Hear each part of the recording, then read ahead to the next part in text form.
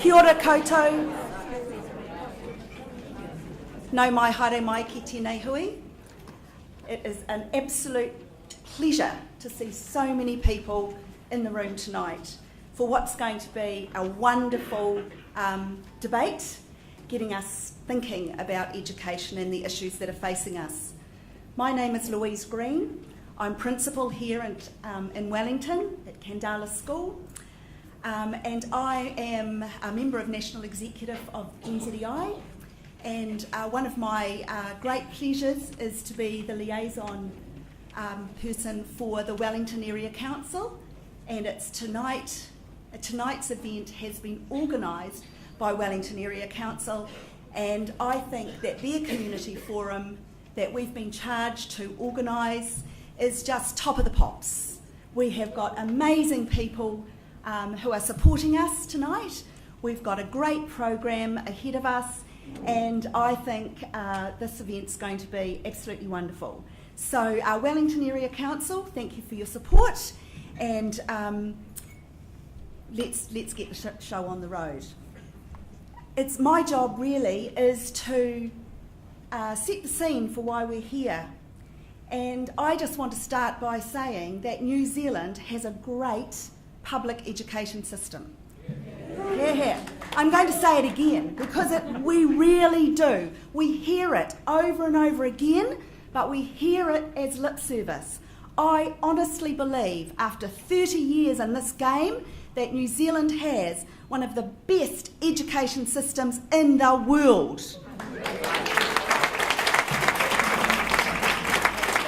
Stand up for kids, protect our schools. This is a campaign that will last 3 years. We're in this for the long haul, and we know it's going to take every ounce of effort that we've got. And we know that we're only going to achieve success for our children and success for our education system when our community is behind us. Now, we've got events happening all over the country.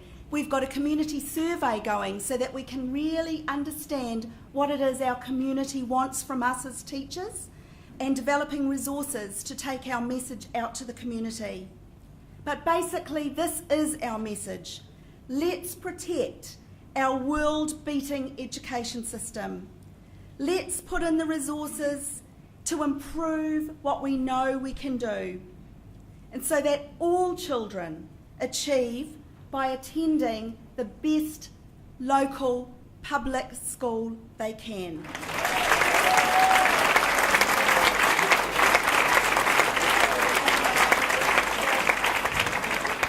It's a pleasure to be here. My name's Wallace Chapman. It's great to be here as part of this evening. It's a topic that I've followed very closely, and I've tried to bring it up in the pub show whenever we've been able to.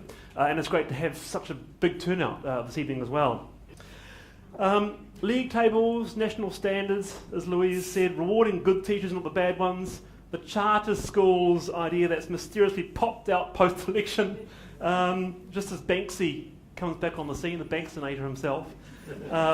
It's fair to say that teaching in 2012 is probably New Zealand's most dangerous profession outside firefighting. I mean, think about it. For all the criticism that the teaching profession receives these days, why is it that it's a universal phenomenon that we all recall our favourite teachers from the age of 5, but never our favourite politicians? We never do. But I can remember my first teacher, my second, third teacher. I can recall Mrs. Brown at the age of 5. Okay, I had a little crush on her. And but it's something psychological about it that of all the professions, it's teachers that we remember. So the debate tonight is that teachers should do as they are told. That is the MOOC tonight. So let's introduce the panel to you. James Nokise, will you please step up? Where are we? James, come on through. Big hand for James.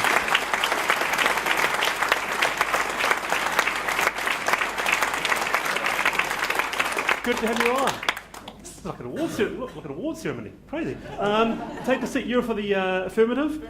He is New Zealand's favourite Welsh Samoan stand-up comic. Arguably. Can't explain it all. No. Armstrong. There are others. No. But we can't name the right now.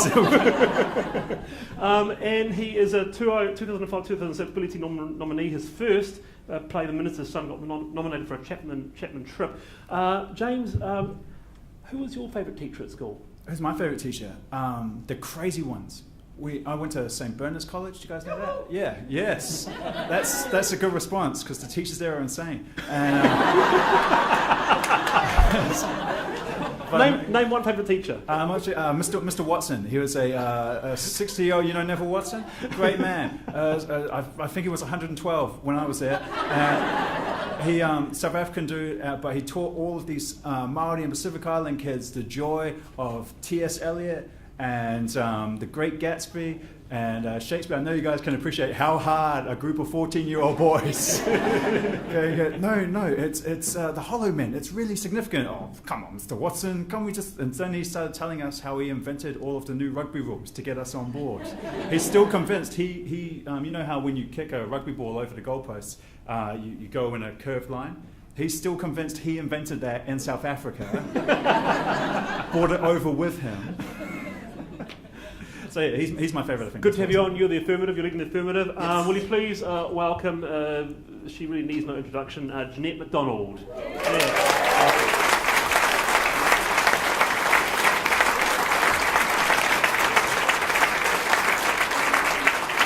Fantastic.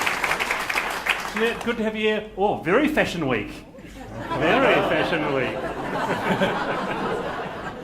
Ginette, many years before Kath and Kim, there was Lina Tawa. Three or four years before Kath and Kim, there was Lina Tawa, who was, in her own words, the cultural ambassador and certifiable living treasure. And now I remember saying to Dad, Saying to Dad, Dad, can we move to Tawa? I said, what for? Because Lyn's there. Because Lyn is there. It's a true story. And he said, no, but we can move to Stokes Valley. I thought, shit, that's what we did. not much of an improvement, really. No. Hey, Lyn, Ginette, who was your favourite teacher at school? Beg your pardon? Who was your favourite teacher at school? Sadly, I can't report any halcyon days from school. I was taught by malevolent old nuns.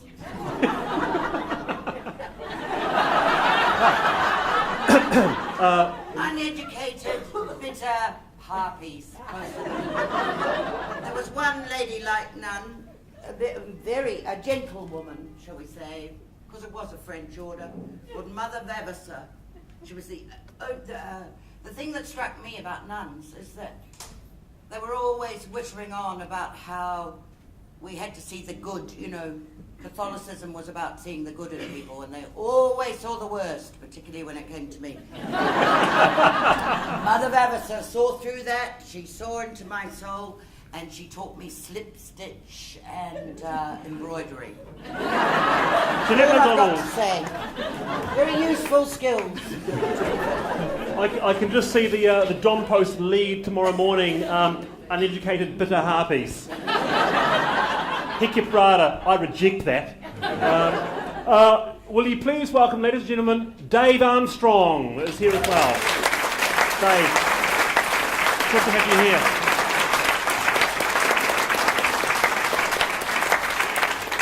You're also for the Affirmative, Dave. Take a lovely seat in the pew there. And Dave plays the trumpet. Actually, there's got to be more information here somewhere. It's a very old bio, it must be.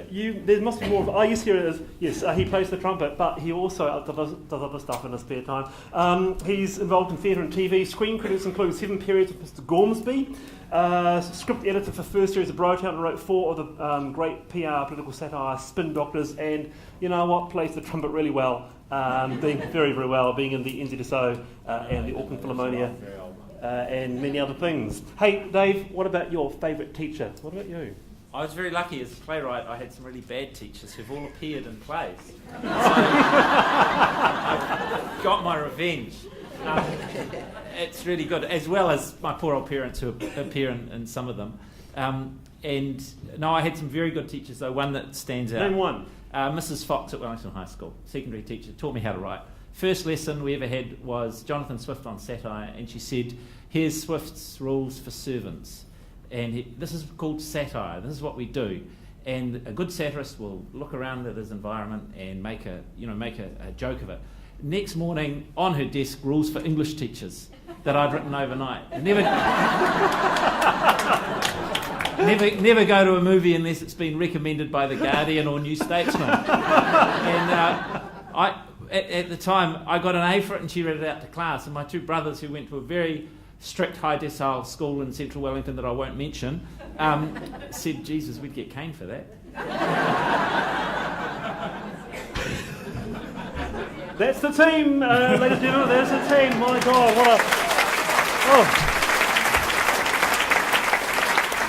what a handful! What a handful! And for the negative, which is this side here, will you please welcome again? Needs no introduction at all. Pinky Agnew is here. Oh. Pinky, welcome. Good to see you. Very good to see you. Looking very fashion week as well. I love the Trelise Cooper fuchsia. Thank Oh, you. yeah. She's Anna Street. Anna Street. Okay, right. Pinky's an MC, a radio columnist, speaker. Was gosh, I didn't know this. Was Ginny Shipley in Macfarlane Gadsby? Wow. Give me the Oh, look. he's Shall I so give you young. Give me the look. Yes, that is the truth. Ginny Shipley, she... Yeah, that's the one. That's very good. That is good. Early childhood teacher. Very, very good. Regular contributor to Catherine Rye's 9 to Noon on RNZ and a columnist as well. And Pinky is a member of the New Zealand Order of Merit for services to entertainment. Pinky, what about you? Your favourite teacher? Favourite teacher. Well, I went to Port Chalmers Primary School. Oh, And they say you can't cut through those home detention ankle bracelets. See you in the bar afterwards. Port Chalmers. Port Chalmers was a bit like that, and it was... Still is. Still is. It still is. Chicks Hotel. And we had, Chicks Hotel, exactly. Yeah, they've still got that protection order out on the door against you, so don't go back there. But it's, we had some real old-time teachers who just kind of strapped the whole class because it was easier if somebody was talking, because of course you can't have children talking.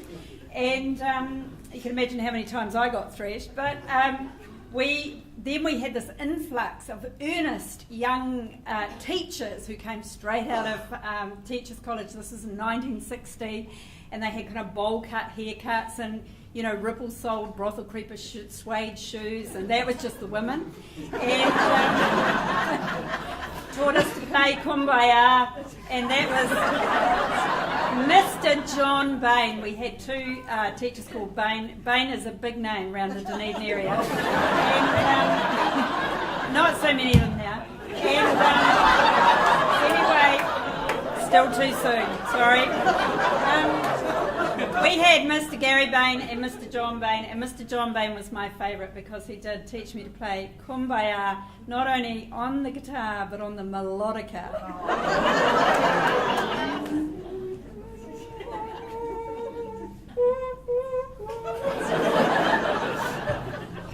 You do everything, girl.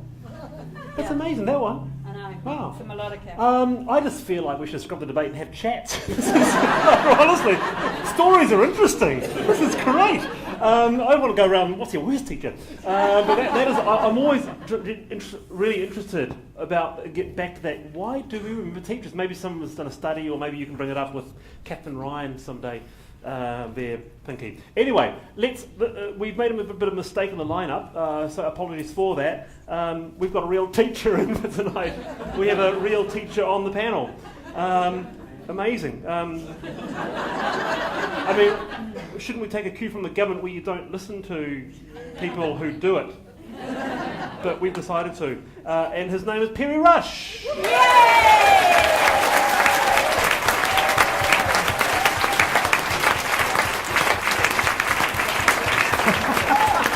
Good to have you on, Perry. Wow, very good. Good to have you here. not just a teacher and not just involved in education, but a principal, no less. That's right, Wallace. Yes, indeed. So, Perry, let me thank your bloody life that you're not up here. You weren't telephoned. So let me ask you then, who was your favourite teacher at school? Who made an influence on you? Sally Fortescue, Wallace. Straight out Form like that. 2, deeply sensitive woman, fell in love with her on day 1, was in love with her the entire year, and stole myself to give her a kiss on the very last day of school. And I did it, and I loved it. And my mum invited her to my 21st. And is that how you came to be a principal? Or is there Needless to say, I still have unrequited love. Right. She is just having counselling. And last but not least, but in rounding out the arguing the negative, again, person who certainly needs no introduction, will you please welcome Geraldine Brophy.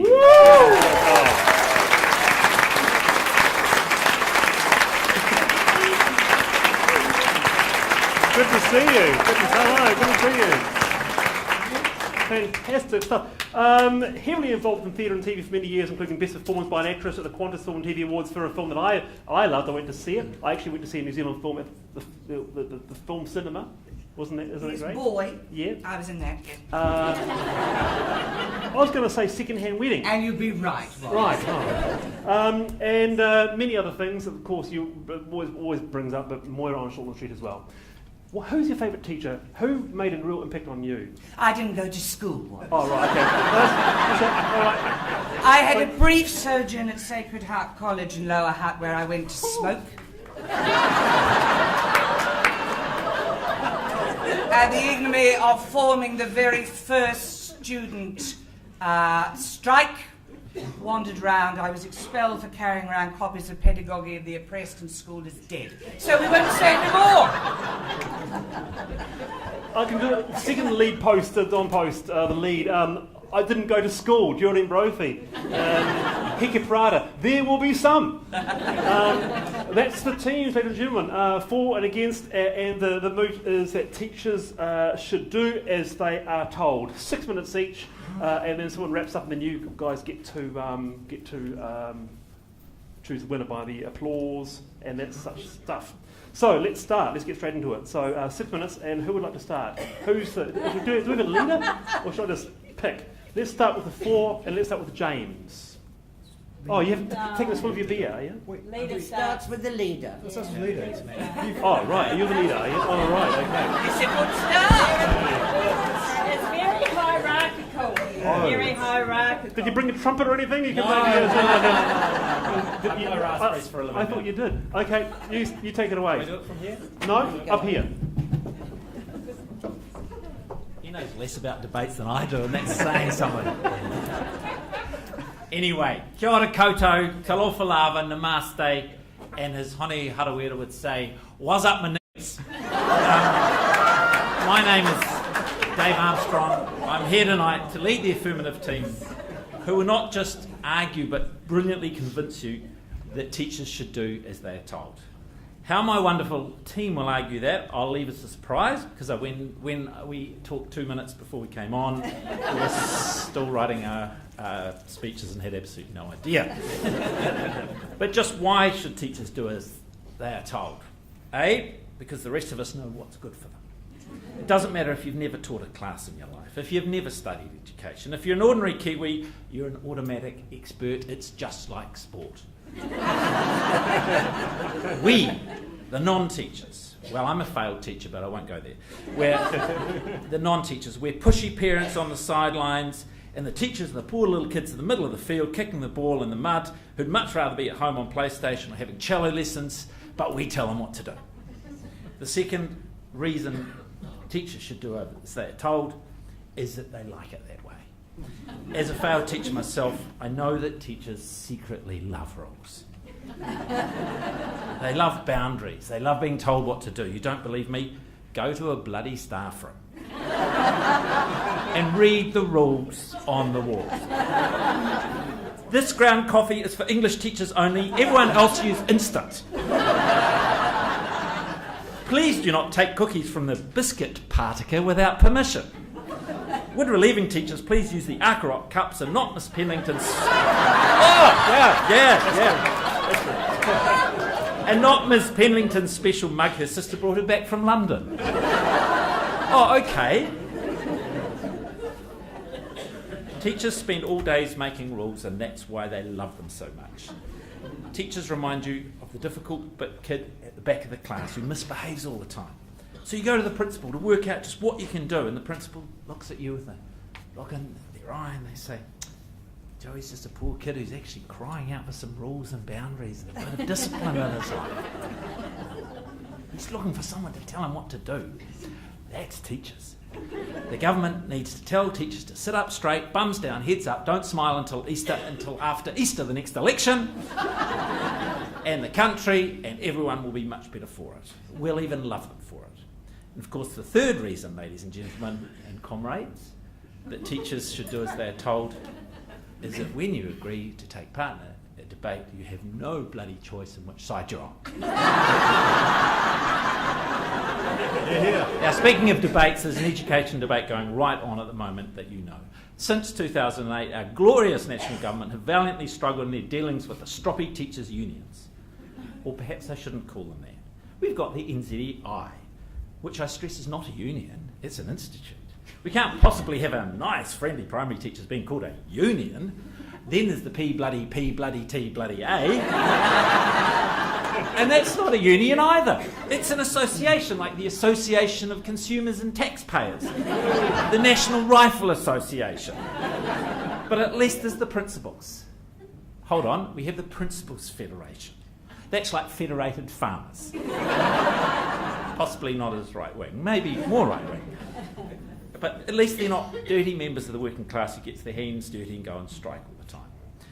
Listen to every talkback station in the country and you'll have an inexhaustible supply of rednecks banging on and on about the bloody teacher unions. The only trouble is none of them belong to bloody unions. And I'm not even mentioning the tertiary sector with its association of overpaid and underworked university professionals or whatever it's called. So why has our glorious government struggled to rein in these teachers? Because teachers are too bloody stroppy and will not do what they are told. And this is a terrible thing that will hurt our white, middle class, privately educated, streamed and gifted children for generations to come. Yeah! Wait. Oh. But don't worry, my team fighting insurmountable odds playing away from the bottom of the league table will show you that teachers need to pull their heads in and listen to our glorious government. Now, unlike most people here tonight, the national government are great advocates of streaming. They want to cultivate an elite that often contains their children that will lead us through the 20th century. But they will also tell you that streaming's not just for the kids at the top. League tables, charter schools help everyone. Not just those at the top, but those way at the bottom. And that is why, to almost prove their point, they almost always select their education ministers from the bottom class. When I was a young student, Merv Wellington tried to tell the teachers what to do, but he was too thick and failed miserably. Lockwood Smith was a lot smarter. He made a great start till he signed a pledge that he wouldn't bring in student loans, and he was history. And Tolly turned up to the last education conferences. Apparently, the first words she said were, after we're going to have national standards, hello, what's going on here then? Everyone knew it was just a matter of time before she'd be moved out of education and into a portfolio that would suit someone with a rather dull authoritarian style. Then poor Ms. Parata turned up and told us that bigger classes were actually better for learning than small classes. She even had the evidence to prove it that she pulled out of a hattie. From one report which advocated paying teachers more as the single biggest way to improve teaching in schools, but we'll never talk about that, and we won't talk about it now. Who'd have thought that according to Ms. Parata, what educators were doing during the 1870s was actually more progressive than what leading experts are advocating today. Yet the teacher unions, which are not unions, stand in the way of progress, or as I like to call it, since it was popular 100 years ago, regress. So if Ms. Parata is right and higher class numbers lead to better educational outcomes, maybe we need to look at things that were also fashionable in the 1870s. Did you know our government has commissioned Apple to bring out the ice slate? It's brilliant. You wipe it clean after doing each piece of arithmetic. If you don't know what arithmetic is, it was numeracy under the Labour government. And you use your ice slate, and a little arm comes out and hits you if you get it wrong. Brilliant. So we've got corporal punishment. We can bring in as another progressive thing. She'll find someone that will, an expert that will bring this. We'll have charter schools that will give unregistered religious fanatics the right to recreate 1870. This partnership, this will recreate 1870 schools as a social laboratory to bring in other wonderful progressive things. And yet, the teacher unions, which are not unions, are all trying to stifle it. Meanwhile, poor Ms. Judd, who just by incredible coincidence happens to be a member of the same political party, the same microscopic political party as our Associate Minister, Mr. Banks, is being accused of knowing nothing about education just because she runs a very successful PR company. And look, I tell you, she has had weeks of experience in education. She has sat on the boards of trustees of high decile Central Wellington schools, so who better to lead the new revolution in South Auckland? Ladies and gentlemen, there may have been a public outcry over class numbers, but on every other issue, a government that is seen to be beating up teachers like a bully in the playground is a vote winner. Go back to the dim, dark days of Victorian discipline and archaic learning conditions and tell the teachers what to do. And you may not have a robust economy, you may not beat Finland in league tables, which you oppose anyway, but you will win elections for years to come. Because they spend all day in rule-driven, assignment-driven, national standards-driven, crazed liberal environments called schools, the teachers will thank you for it in the end. Thank you very much.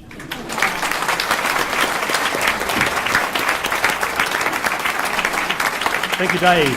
Thank you. It's quite funny, just briefly, I posted on Facebook recently, will Arkrok Cups ever come back in? And one fashionista said, of course not. And then teachers said, already in, right down the page. Let's welcome, please, Pinky Agnew. Woo. Thank you so much, young man. Well, tēnā koutou katoa. Good evening, everyone. I'm very glad to be here with my favourite kind of people who are drinking. I welcome you all, especially those of you who are educators, be you primary teacher, early childhood teacher, student teacher, senior teacher, head teacher, assistant head teacher, assistant senior head teacher, principal or deputy principal or associate principal or vice principal or deputy vice principal or principal of vice, be you resource teacher of Māori, be you team leader or team follower, be you early intervention teacher or late intervention teacher, be you kai ako, kai awhina or kai moana, be you NZEI field officer or NZEI paddock officer, be you manager or womanager, Heidi. I welcome women, I welcome men who are living as women and women who are living with men who are living as women. I welcome people of colour, I welcome people of monochrome, I welcome grassroots, flax roots, retouched roots. I welcome the gay and the glum, I welcome the straight and the slightly bent. I welcome transvestite, transsexual, transgender, trans-Tasman, trans-rail. Welcome. I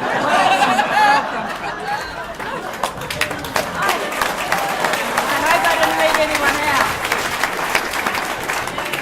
I have to say, a bit like Dave Armstrong here, you know, when I got this email about this debate and I read the moot, you know, my heart sank really that the teachers should do as they're told. And I thought, who the hell thought that one up? You know, some lemon-lipped ideologue from the Conservative Party. I could just see Colin Craig now licking his pencil in his Spartan bedroom, you know, sitting on the edge of his camp stretcher, pressing his pencil onto the paper so hard that it goes through his pad and onto his knee. Teachers should do as they're told.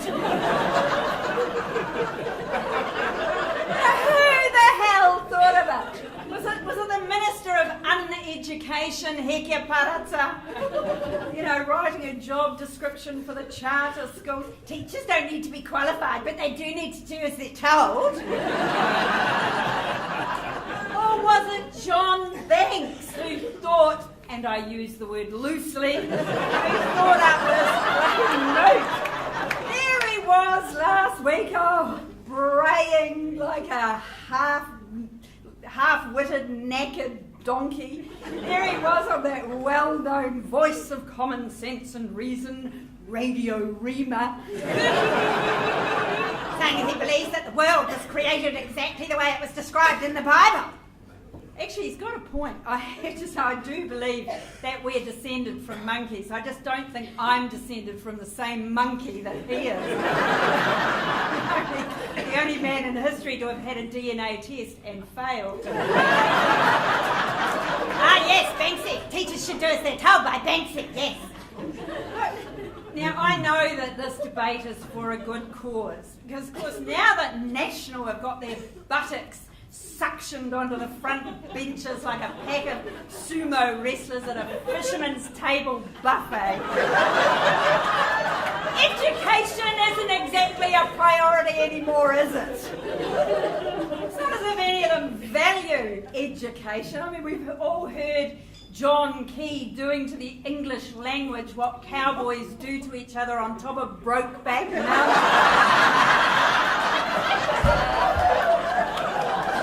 Now, actually, just between us, Ginette McDonald, she may choose to tell you about this, but I'm going to blab it first. Her latest gig was at the South Pacific Leaders Forum, translating John Key's words for Hillary Clinton, because Ginette was the only person who actually understood what on earth he was talking about. Education and lifting children out of poverty don't figure large in the budget of this government, and fair enough. While there are people in real need, you know, we do need to prioritise. Our National Party overlords have been forced to spend more on bailing out their pals from South Canterbury Finance than they spend on the entire early childhood budget. We all understand, don't we? We all know that we have got to support child poverty action because our hard-earned tax dollars are going elsewhere to that worthy cause, child poverty in action. So here we all are. It's up to us to haul another gold coin or three out of our threadbare pants pockets and put it in the bucket. As Shane Jones said, we're all going to pull together on this one. So good on you, all of you, for doing your bit and coming along here tonight. You could have stayed home with a packet of Mellow Puffs watching TV. Mind you, this will be as good as it gets on the telly. I tell you what, you know, we've got better show here than you'd ever see on television. I mean, we've got Ginette here, Cougar Town. We've got Dave Armstrong, Embarrassing Bodies. We've got James Nokise over here, New Zealand's next top model. Harry Rush, hot property. And Geraldine, The Big Bang Theory. And of course, and of course we've got me, the Antiques Roadshow.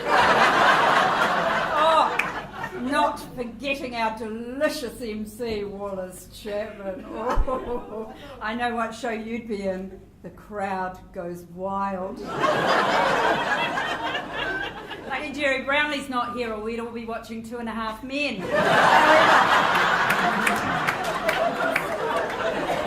So, here we are, the voice of reason. The three of us. They, of course, teachers should not do as they're told. Haven't they got enough to contend with? Like Parikura Horomia, haven't we got enough on our plates already? What are you teachers? You're organised, practical, reliable, you're warm and loving, you're an embracer of diversity, you're proactive, you're supportive, you're consultative, you're a form filler, an educator, a team player, you're self-reliant, you're a listener, a hand-holder, a doer, a make-doer, a trusted adult, a friend, a therapist, a role model, a mentor, an advocate. You're compassionate, calm, competent, and culturally appropriate in loco parentis. Your hours of work as long as a piece of string. Where is your government credit card? Eh? Where is your mini-bar? Eh? Where is your trip to the Cook Islands to go all round the pool with Hillary Clinton? Where is your taxpayer-funded pornography? No, you're back here at home. You're looking to your career as a first aid officer, dishwasher stacker, dishwasher unstacker, sink deblocker, toilet inspector, fridge cleaner, computer technician, parent counsellor, trauma therapist, child psychologist, toilet trainer, Ritalin wrangler, lawnmower liaison, student mentor, telephonist, photocopier repairer, fundraiser, netball coach, cricket umpire, SIFs liaison, car park attendant, industrial relations expert, compliance consultant, nutritional, emotional and moral role model. You have to contend on a daily basis with community know-it-alls, nut jobs, arsonists, taggers, dog shit depositors, window smashers, visiting politicians on photo opportunities, aero inspectors, paedophiles and parents. You've got to have a safety management plan, a stop, drop and cover plan, a crisis management plan, a playground safety plan, an emergency evacuation plan, a reverse emergency evacuation plan, electrical testing plan, and your small animal safety guidelines. You've got to memorise names like Chantal, Shay, Shamila, Iorangi, Iorangi, Ella, Emma, Amelia, Ahmed, Ashraf, Cara, Kylie, Cash, Khalid, Henry, Habiba, and Bethany, and you've got to recognise the children that the names go with. You're expected to give these children protection from sexual abuse, obesity, head lice, dog bites, meningococcal disease, measles, TB, sex role stereotyping, racism, bullying, shyness, fireworks and being run over. You're expected to teach them nutrition, correct social attitudes, inappropriate touching, appropriate touching, manners, values, communication skills, family skills, how to cherish their relationships, how to play fair, how to lose graciously, music, being nice to old people, protecting themselves from old people, crossing the road, table manners, fire drill, earthquake drill, tsunami drill, bird flu drill, swine flu drill, check lunch boxes, peanut products. Oh, and then there's that little thing called the curriculum. And then some bastard says, I wish I had your job. They were all finished by 3:30 and all those bloody holidays. Teachers, do not do what you are told.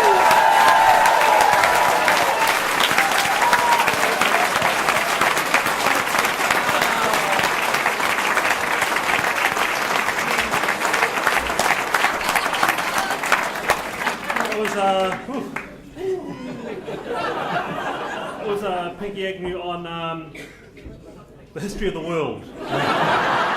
Wrong debate, darling. Yeah, 6 minutes, more than 6 minutes. On just just re-summing there, just a couple of things.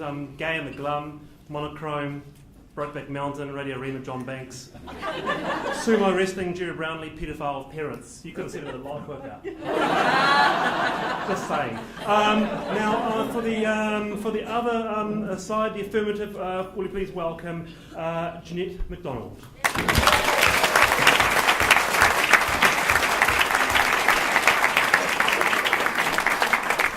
Well done, Pinky. I noticed some fascist teachers at the back turned the lights on off them. Never struck that before. I apologise on their behalf. It's you. The only thing that saved me, Ginette, was the lights bouncing off your outfit. I know. I'm a walking flecky board. Kia ora, talofalala, lamalala, la. Good evening, ladies and gentlemen, distinguished guests, teachers, teachers' aides, psychotherapists, parents, and in honour of International Threatened Species Day tomorrow, the negative team. Oh, and that Wallace Chapman there. Ineffably young, charismatic host of the now defunct Backbencher show, and he's a lover of very expensive Louis Vuitton monogram luggage. I don't know why you bothered to buy it, it's for free over here. Now, I looked him up on Wikipedia. Wikipedia tells me that Wallace suffers from weakened hip joints. No use to me then.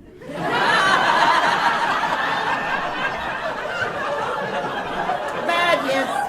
I'm pleased to be here tonight, kindly sponsored by Bed Bath and Botox, to pass a motion of seismic proportions that teachers should do as they are told. Well, of course they should. By the national government, led by the lisping metrosexual John Key. Now, if John Key were here tonight, he would say something like, no, it's all good. Going forward, we really appreciate your efforts in education, and you are all clogs in the wheel. I would remind you that Mr. Key is a millionaire merchant banker. Do you know the Irish used to call their basic currency the punt? Because it rhymes with bank manager. The national government is obsessed with education. They put a high value on it. That's why they put the finest person they could find in charge of it. Anne Tolley. Never been to uni, never saw the need. What a frigging moron. Now she's been replaced by a politically correct Bond Street Maori ideologue captured by the National Party, Miss Hektia Parata. Parata. Isn't that a kind of Indian bread? Whatever. She's unleavened anyway. Now, I am a particularly unfortunate example of the New Zealand education system, decile 2. You know, tons of appeal, not a hint of school cert. Like a sort of cross between Lockwood Smith and a Furby. I did go to university briefly, but I was thrown out for cheating in the metaphysics exam. I looked into the soul of the boy sitting next to me. Since then, I've never looked back. Well, I couldn't reach. But somehow, I've survived. I'm standing before you tonight in an outfit by Trelise, hair by Weller, corsetry by New Zealand Steel and Tube, and makeup by dire necessity. Now, many years ago, yes, many years, even before my time, there was a brilliant man called Chris Beebe. He founded a centralised education system in New Zealand. Every kid got the same education, and it was a good one. Few kids left school unable to read or write. Now they leave uni unable to read or write. And they call it the knowledge economy. Where's the knowledge? They've given up on Shakespeare and Latin, and now they're all very good at your finger painting and your kappa haka. Because you can blame National all you like, but David Longy brought in tomorrow's schools with school boards run by committee. That's a commie thing right there, Soviet. Look where that's got them, the poor bastards. They got that Vladimir Putin with his mean little eyes, little KGB thug. Doesn't like Pussy Riot. I don't think he likes pussy. He's always getting his shirt off. It's very village people. Anyway, but I digress. Literacy, numeracy, philosophy, thought, and hard work are overridden by well-meaning, woolly-headed, drug-taking, solipsistic, buff-head, liberal parents. Italians, Irish, Dalmatians, unfortunates. And that's just Island Bay. Look at poor Mr. Perry Rush over there, blinking owlishly in the light like Ratty and Wind in the Willows. Well, he knows he really should do what he's told, but that means he'd be no Mr. Chips, ladies and gentlemen, no Mr. Half-Baked Potato. But he does like the older woman, which is a distinct advantage. Teacher numbers are down, and, you know, they're really starting to suffer. There were 4 teachers supposed to go on a primary school trip to the racetrack to look at the thoroughbreds, but there weren't enough, so there were only 2, and they were both women. Just a bell. What am I to do? Oh, so I've started, so I'll finish. Anyway, there were 2 teachers instead of 4, and they drew straws, and they decided to. One would escort the boys to the toilets and the other one would take the girls. Well, the poor one who got the short straw took the boys to the toilets and stood outside discreetly, but then she became aware that they couldn't reach the urinals, so she found herself in the ignominious position of going along the line, unzipping their fly and helping their little Ginette into the bowl. And she got to the end and she was doing that, and then she noticed that the last one seemed rather better endowed than the last one. So she said to him, "Are you in year 4?" And he said, "No, love, I'm riding Silver Arrow." And the two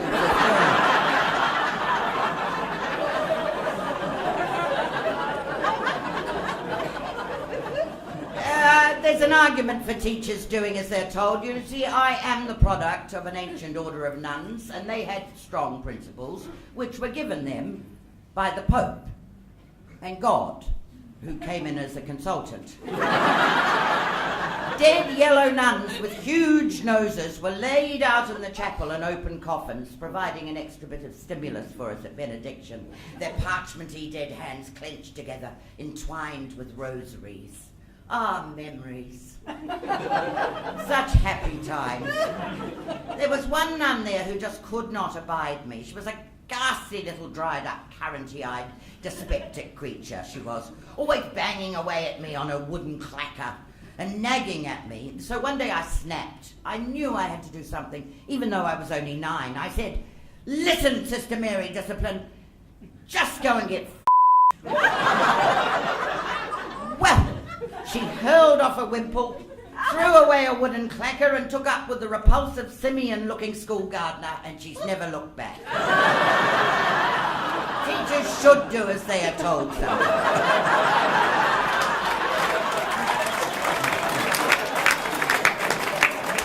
Do I really have to finish now? Yeah. All right. Well, you've missed the best bit. Hold on, I'll just be with you in a second. Talk amongst yourself. Despite the horrors, my Catholic upbringing taught me a couple of things. One was how to be resourceful and quick on my feet to get away from nuns. And faith's faith.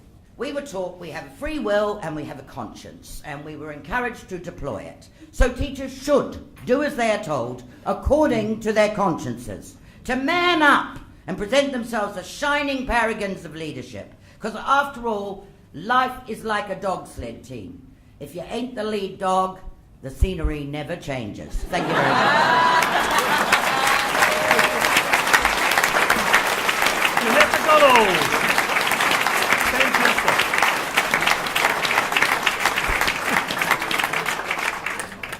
And now it's time for all 200 of us to go and have a look inside the principal's office.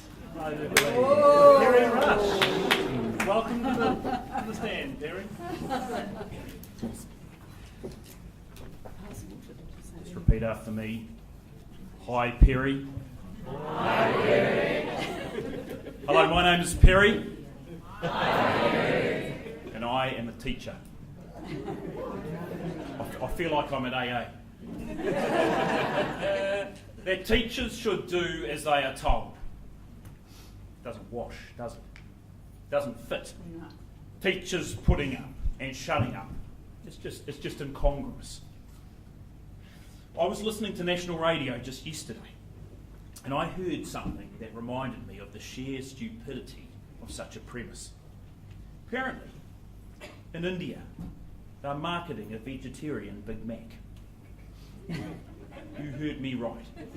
A vegetarian Big Mac. These two notions just don't work, eh? Kind of like teachers being asked to be tame, lame, meek and mild. I asked my son this morning when I got up. I said, "Son, what do you think of teachers doing as they are told?" He looked up at me, big blue eyes. "Daddy," said, "the chickens have lips." Chickens certainly do not have lips, they have a beak, I replied. Oil and water stuff. You know what I'm saying? And then there is this wonderfully bizarre affirmative team over here on my left. The same bizarre incongruity. I mean, the sharp wit and searing intelligence, the opinions and humour of fire raiser Ginette, without whom our lounge rooms and theatres throughout New Zealand would be much the poorer. A man right here who built his career on exercising his voice on all sorts of different issues. Mr. Dave Armstrong hasn't had his feet up sipping Mai Tais in his career. No siree, very busy fella, keen that we enjoy his creative talent, his voice. And of course, the brilliant James, a man who lives to be heard, prods fun at everything, with vim and verve, all opinionated, they all have views, very public views. They all have a voice. And yes, they are the affirmative team. They are supporting this debate. Just disappointing, really disappointing.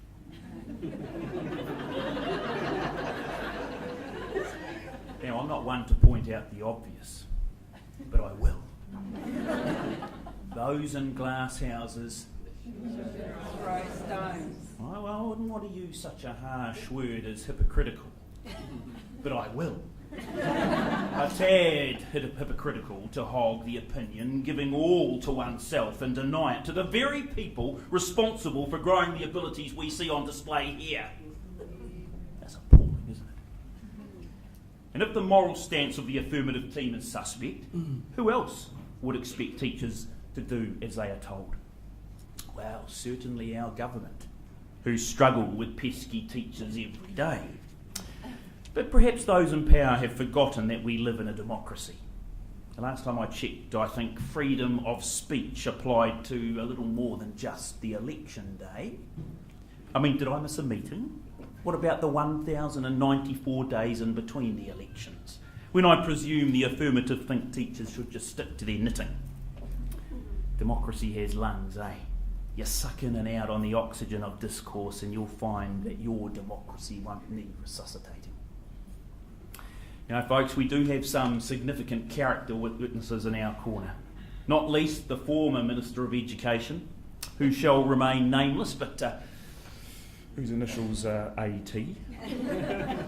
You, teachers, she barked once, you are unique among public servants. You can speak freely and offer opinions. She said it. Out of the mouth of babes. Or should I say, out of the horse's mouth.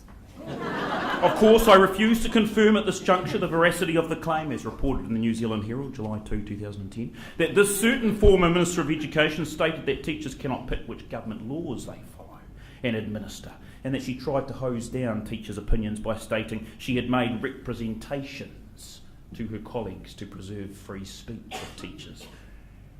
Sadly, the message is somewhat confusing from the top, that teacher free speech seems to be okay, and so is having an opinion, except when the speech is free and opinionated. But of course, teachers understand the importance. Of course we do. We understand the importance of following government policy and proclamations. I mean, look at me, I'm a paragon of that sort of behaviour. I mean, why would teachers ever want to challenge the government? I mean, after all, government policy is always right, isn't it? I kid you not. Many of our fellow citizens share the view that being told, as the affirmative would have you believe, is good medicine. And off the top of my head, folk that have accepted the cards have been dealt. 81 Springbok Tour protesters, iwi, motorcycle riders, registration costs, Sunday shoppers, Easter trading, asset sales, all of us. National standards, bloody teachers. The age for purchasing alcohol, bloody MPs. The foreshore and seabed, bloody Māori. EQC funding, bloody Christchurch residents. List of Kiwis offering unequivocal support for the government goes on. Government policy is not subject to political sway either, is it? It's never unprincipled. I mean, I know governments are required to win elections, but I haven't been able to stomach a cup of tea since the 11th of November 2011. The government's education policy is not unprincipled, no. It's just untried, untested, unrealistic, wrong, faulty and quite fuckly quite far from what teachers know work for kids.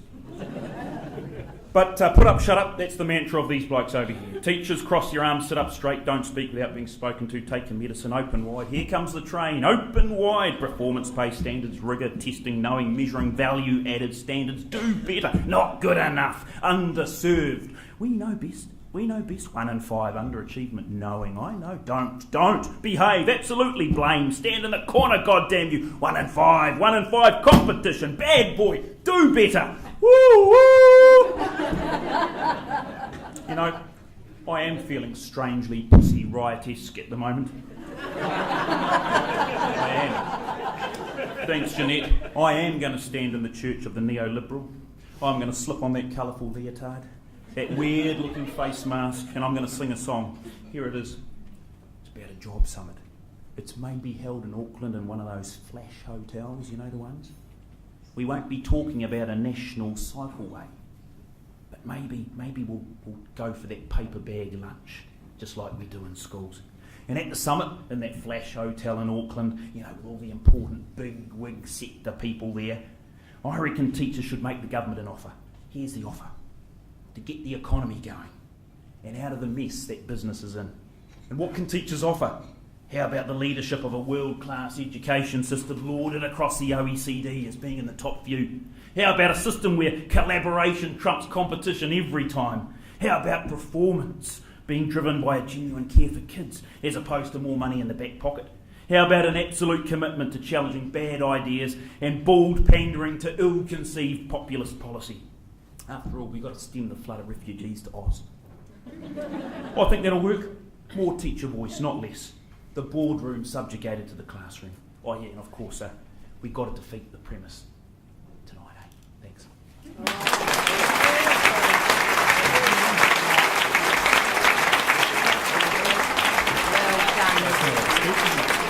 Well done.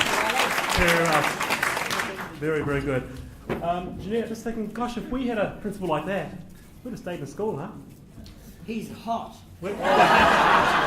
I was more educational, but you know, just really. He's well fit, he is. I was thinking, you know, sort of knock, knock, knock, knock. Perry, Ginette, what are you doing? You're not in trouble, aren't I? Just the name. So that is your real name, eh? Perry Rush. Yes. Oh, wow, that's cool. It's just like a rock star. I was going to say porn star, but it's a very cool name. It's a very cool name. And I get Wallace, you know, from the 1920s. Very strange. Will you please welcome for the affirmative James Nokise. James, welcome. Welcome to the Pai Pai. Thank you. Hello. Don't worry, man. Wallace is not a bad name. It's kind of got that dignified thing going on, you know, like Sebastian or something like that. I come from a Pacific Island family. My father's a Samoan, we're old school, sort of Newtown, Lower Hutt Samoans. And we just bounce wherever, you know, we can get away with it. And my brother is actually, his name is Tualangi, which is a beautiful Samoan name that means heaven beyond heaven. And my younger brother is Fituao Olema Lama Lama, which means the son of the morning star. And I got James. So it can always be worse. And that's what I really want to talk to you guys about. It can always be worse. Because I'm not just here to justify Ginette's jokes about Hekia. I'm also here to talk to you about this is ridiculous. This is absolutely ridiculous. We are arguing that teachers should behave. Of course you should behave. You need to set an example. Remember when you asked me who my favourite teacher was and I told you about how there's a bunch of little bros just causing ruckus? You guys have taught fourth form or whatever the hell it's called now. I'm from the 90s, to hell with you. And it's called fourth form. It's still fourth form. It doesn't matter what you call it. They're still 14-year-old dickheads, all right? You remember these guys. Oh, miss, oh, miss, oh, miss, oh, miss, oh, miss, miss, miss. Celicia, I'm a guy. Oh, miss, miss, miss, miss. What? Oh. Is that what you want to be? Is that what you want to be to the government? Okay, secretly that's what we all want to be to the government. But, you know, it's moving on. And look at our team. Seriously, look at who is telling you to behave. Surely this has to register, all right? You've got the woman who invented Lynn of Tower, the man who wrote Brotown, and the only actual bro in the hotel right now. If we're saying this, if we're telling you to behave, surely there's some shit that you need to be doing. Because what have they got? They've got, and with lots of love and respect, they've got Pinky Agnew, Geraldine Brophy, and the principal from Island Bay. That is a circa play with an audience of one. That's what it is. So, it was great. It's wonderful to share the stage with Pinky. It was a great speech she gave. She just welcoming anyone and everything, as many women from Dunedin have. And my girlfriend's from Dunedin. That's completely understand. Look at this moustache. Look at the love child of Lionel Richie. It's the best I can get. A lot of people going after John Banks today, though, and the ACT Party. And I will say this, as a very social liberal Pacific Islander, I am all for the ACT Party. I think they are fantastic. I think the ACT Party have become the McGillicuddy Serious Party of the 21st century. I mean, look at what they did last year. They replaced Rodney Hyde with Don Brash. They replaced a man who looks like a hardcore racist. Sorry, they replaced a man. They replaced a man who looks like a man's actually Don Brash is a racist. That's where that joke was going.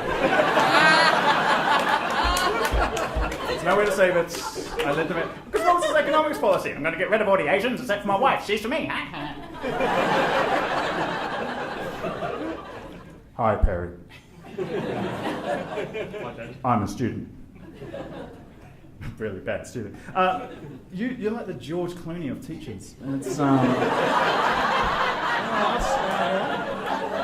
I don't know why you're Western Summer Primary School. They need to get you like a Wellington East where all the like hard case girls are. Just because as soon as Mr. Rush. So it's like, you know, all these girls going, what do you want? He goes, come on, girls, settle down.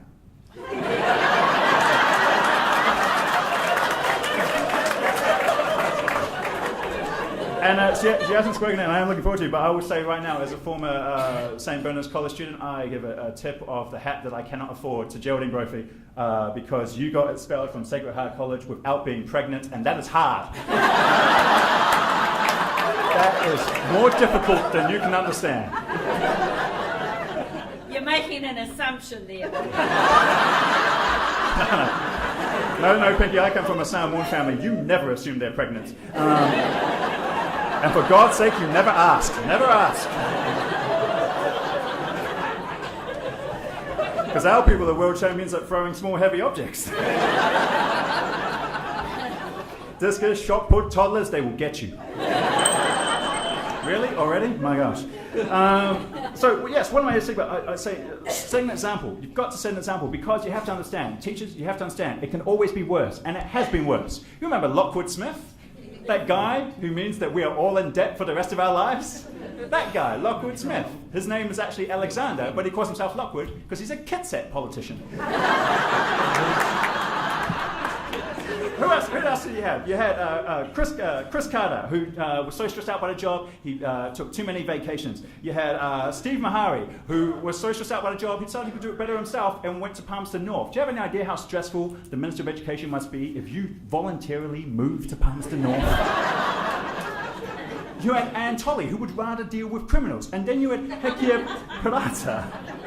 And I don't know how she's going to do her job, because how are you going to win over teachers if you can't even win Pori Rua?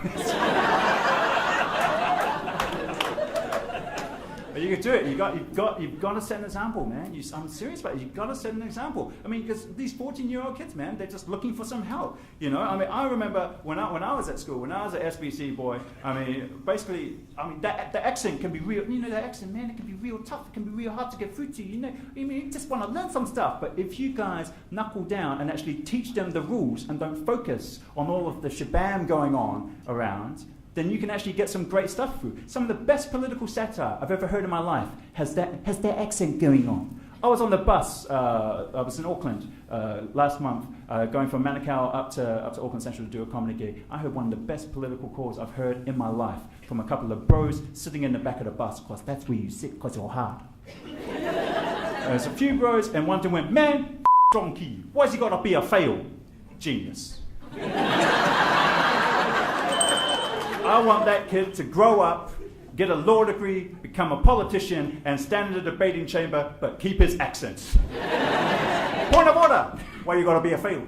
Oh, Shane, look at my face. Oh, you can't see me. You can't see me. I will say this about the N-word, because it's been thrown around tonight, and I know it can be a bit weird. The rules with the N-word are really simple, all right? Never say it unless A, you've had it said to yourself, or B, you are the darkest person in the room.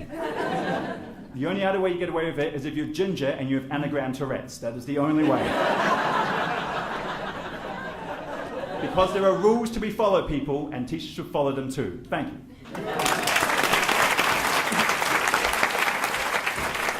Thank you very much.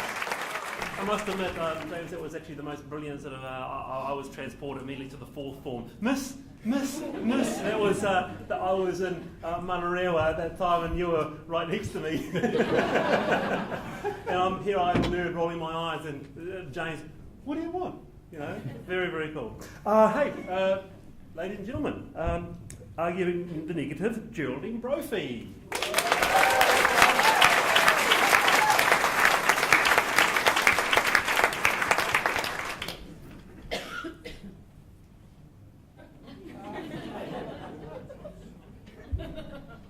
Hello there, and God bless you all for coming to this evening's shenanigans. My name is Sister Mary Flatulence, and I'm a teaching sister, retired from the Order of the Little Sisters of the Ignorant.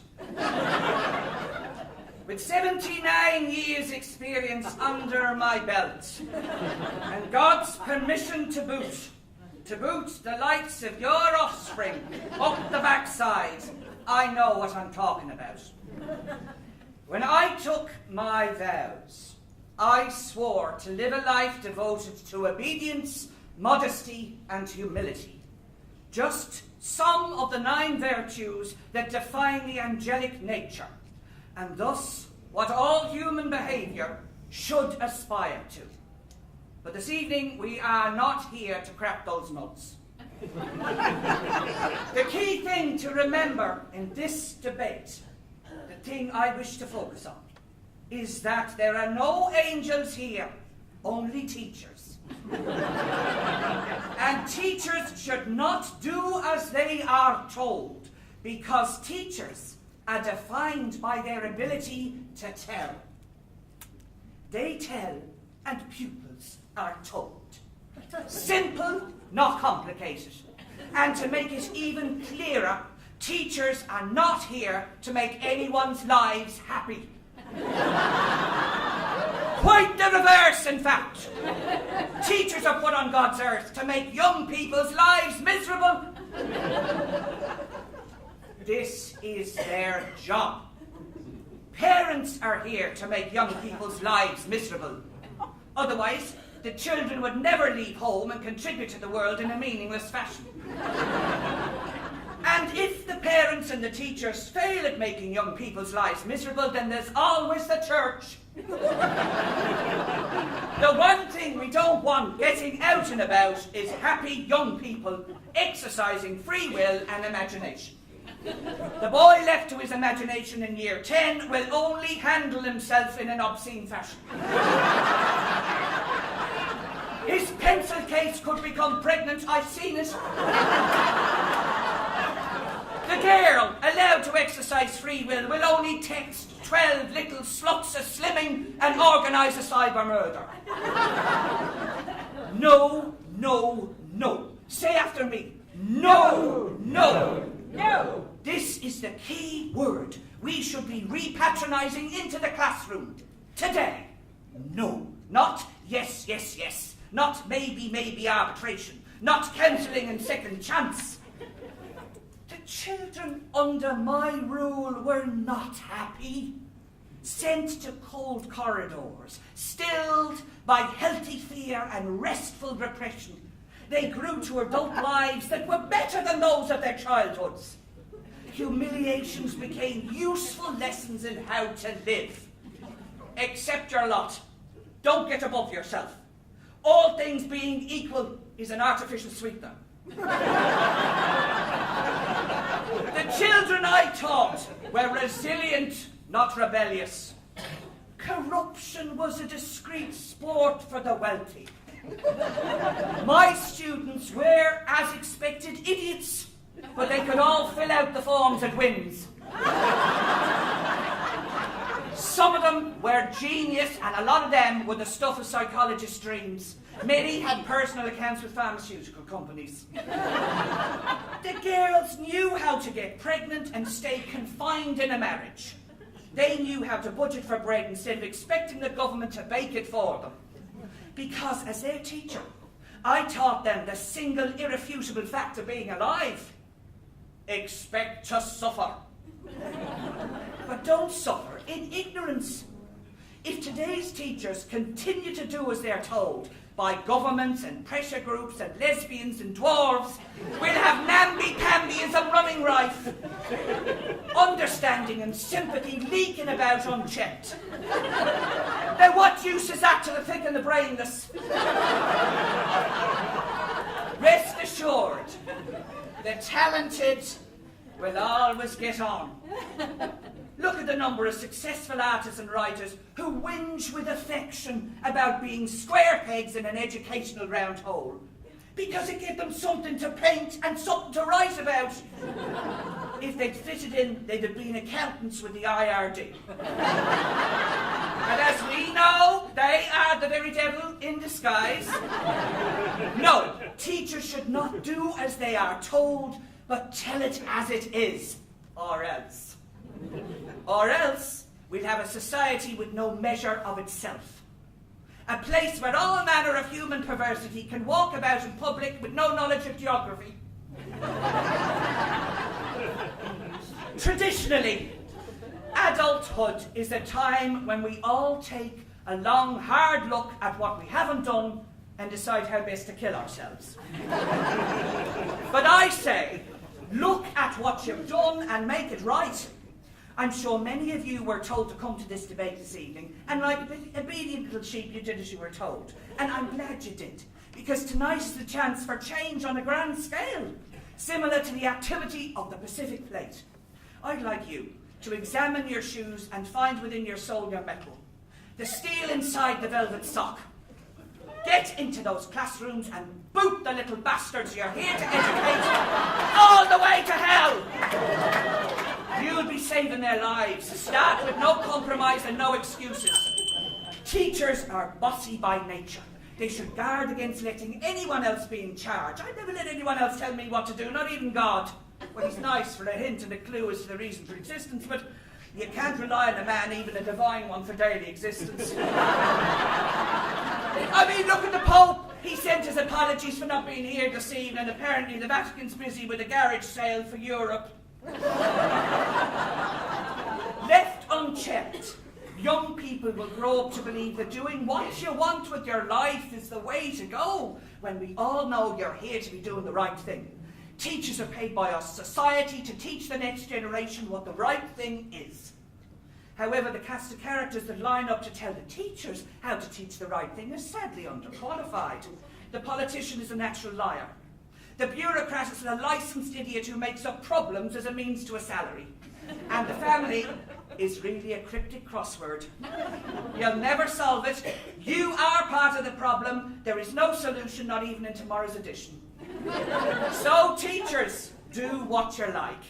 What can they do to you? Give you a pay rise?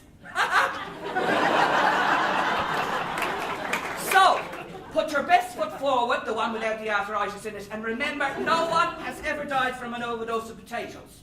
Why did I say that? I've no idea, but I love chips. As my old teacher, Mother Margaret Malingerer, once told me, we can't prevent them from being born bastards, but we can send them into the world knowing how to spell when they're defacing civic buildings.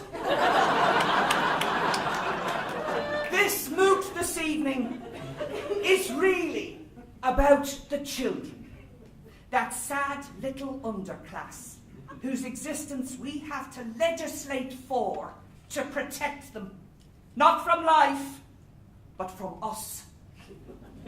And of course, in the end, what are you leaving behind? Only children and art. Now that's the serious side dealt with. If you've been listening, you'll cast your vote for the negative and support the notion that teachers, life's first muses, should never do as they're told, but undertake to tell. Now, I'll pray for you all and hope that in the next 12 months you'll improve with the medication. God bless.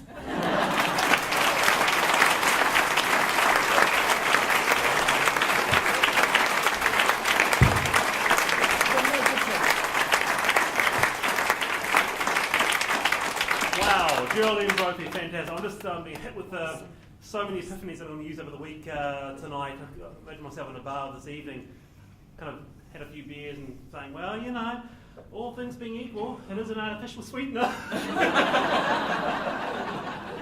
and it's true, isn't it? Vladimir Putin really is gay.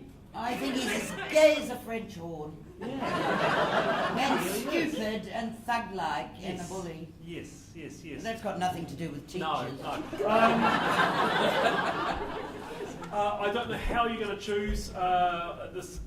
Another epiphany is the enormous talent on display here. I mean, why do we really need shows like GC and Sally Ridge in January when we've got these people here? Honestly, wow.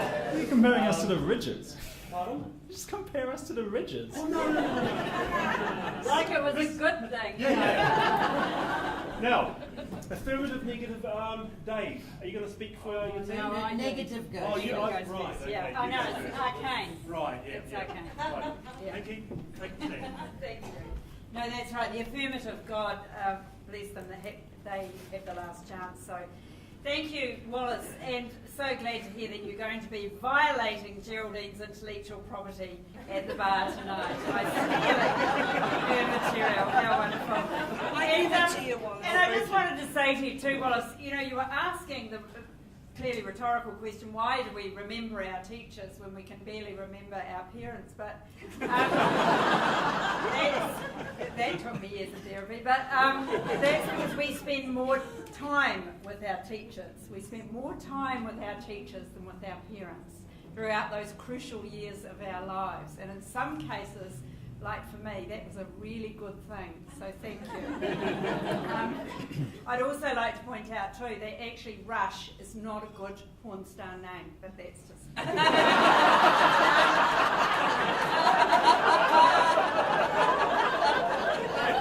that I know anything about it. You know, of course, teachers should not do as they're told. My teammates have proved that beyond a doubt. So sure we are that the cocky Perry left early. Teachers must do what their hearts tell them to do, must do what their common sense tells them to do. And I wonder if, as teachers, there are times when you look at the children in your care and you try and picture how they're going to turn out, what kind of adults they'll become, who knows who you're going to have passing through your educational centres of excellence, or schools as we used to call them. You know, there's that little boy who's always racking up the other kids and sitting back then with his arms folded. I didn't do anything. He might very well be the next Winston Peters. I know, that man, he's so full of it. If you gave him an enema first, you could bury him in a matchbox.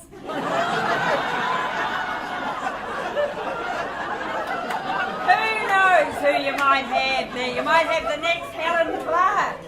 Excuse me, miss, I've set up a multi-party select committee to produce a white paper on the rundown state of the activity table. Or you might have the next Ginette McDonald, you know, whose career, she might be the little girl out the back rooting round on digging up the lawn or something, because her career has accomplished everything from Lynn of Tower to the TV gardening show Ground Force. You remember that? She became the drinking man's Maggie Barry.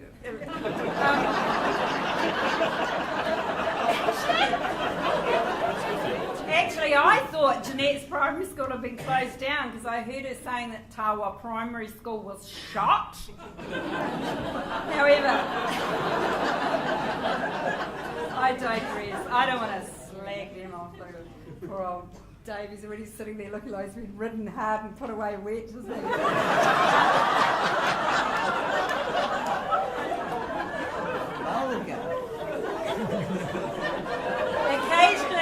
Occasionally, actors such as myself and my esteemed colleagues here are asked to do what we call voiceovers. You know, we record things for advertisements and so on. And occasionally we get the odd quirky little job too. And I was asked to record one of those terrible telephone systems where you have to ring up and, you know, people eventually either die of old age or persist to the end and actually leave a message. And this one was for a primary school. Welcome to Ordinary Street Primary School. Dear parent, please hold the line and listen to the following options to save us all trouble and time. Press 1 to lie about why your kid's absent. Press 2 to excuse their lack of work. 3 to complain about everything that we do. And 4 to swear at us and go berserk.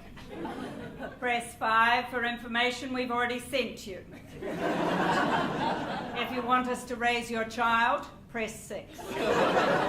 Press 7 to tell us the teacher is useless, and 8 if you can do better than this. If you understand that this is the real world and you and your child are responsible in some way for their behaviour, their classwork and their homework, you've got the wrong number. But have a nice day.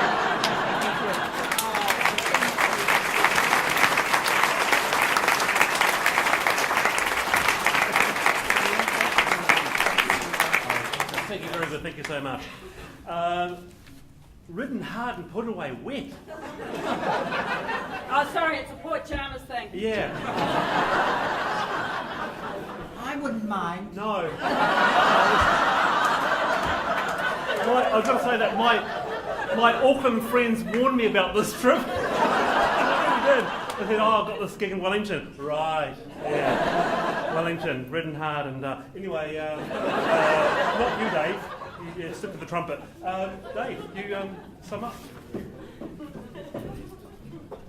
Ridden hard and put away wet. I have been a form teacher of a third form class. That's nothing. When I first worked in television, I had a particularly gruelling day. I got yelled at by about 4 people.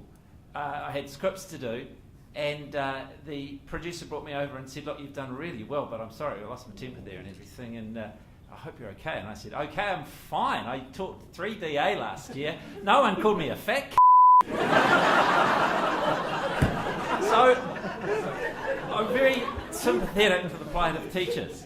These people arguing that teachers shouldn't stick to the rules, shouldn't be told what to do, have the temerity not only to take the piss out of my dear friend Heke Parata, but also mock our leader's accent. His New Zealand accent. His accent from Aotearoa. I just find that so offensive. There are a lot of, despite your great efforts as teachers, there are a lot of problems in education. There are a lot of problems. And John Key, I was talking to him the other day and he says, Dave, those teacher unions misunderstand me. I want to see education fixed. By 2014, if we do these policies, it'll be partially fixed. But if we get him for a second term, if we look the way forward, by 2018 it'll be well and truly fucked. And if you play by the rules and look at what's going on, it will be okay. The PPDA, for example, coming up with brilliant ideas that are constructive. You want to change the decile system. I love that. You don't want to just judge 1 to 10 decile. Oh, I'm not going to send my school to a decile 1 school. That I've been leaked the PPDA plan. It's brilliant. They're going to create decile 11, 12, 13, 14 and 15 schools. Imagine being in a bloody dinner party that Pinky goes to and go, oh, actually our son's at Wellington College, decile 10. Well, actually, you, ours is a decile 15. But even better, and the National Party are right behind this, you won't have a problem with PPDA. I've heard that we hear about low decile schools. We hear about this 20% tail that's non-existent, belongs to a dragon. And what the plan will do is it will abolish decile 1, 2, 3, 4 schools. So there won't be any more decile schools. This is decile inflation. Or Mokopuna, they'll be going to decile 48.7 schools. We'll be really we'll be a high decile economy. Okay, most of the people will piss off to Australia, we won't have any money, but we will be high decile. Now, I know you're a hard sell. As Pinky rightly said, we're like an endangered species. I'm the head kakapo.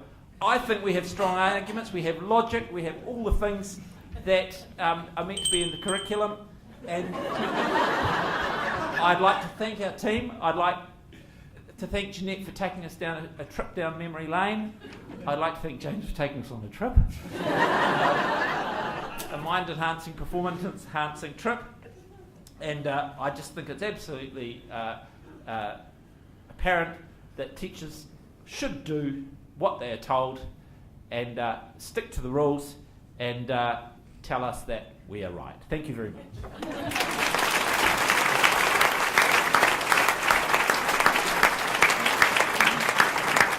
The tricky bit now comes down to you folk. You're all 200 people in the room here. It's down to you who decides on this enormous pool of talent here. This team here or this team here, the affirmative, the negative, who wins the debate tonight. So make a lot of noise, as much as you can, please, for the affirmative. Who do you think?